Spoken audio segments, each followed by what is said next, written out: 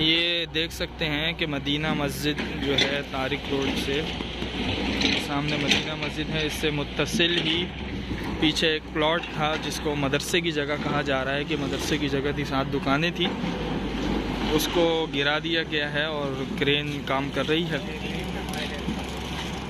लेकिन इंशाअल्लाह ये है कि आवाम यहाँ पर बहुत मतलब इंतज़ार में है कि अगर ये मस्जिद की तरफ आते हैं तो हम किसी भी कुर्बानी देने से दरेग नहीं करेंगे, ताज़ा तरीन है।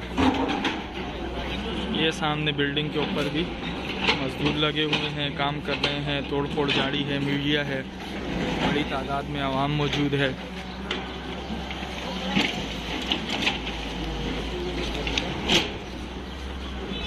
शुएब आ जाओ।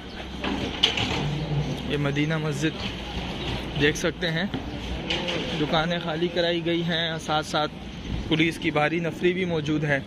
चारों तरफ से पुलिस की मोबाइलें लगी हुई हैं। मस्जिद की दुकानों को तो तोड़ दिया गया है, अलबत्ता मदीना मस्जिद के बाहर अल्हम्दुलिल्लाह हमारे जमीयत के कायदीन और इलाकाई ज़िम्मेदार वगैरह हमारे PS के सब मौजूद हैं और इंशाअल्लाह किसी भी नाखुशगवार वाक़ये से निपटने के लिए भी मौजूद हैं।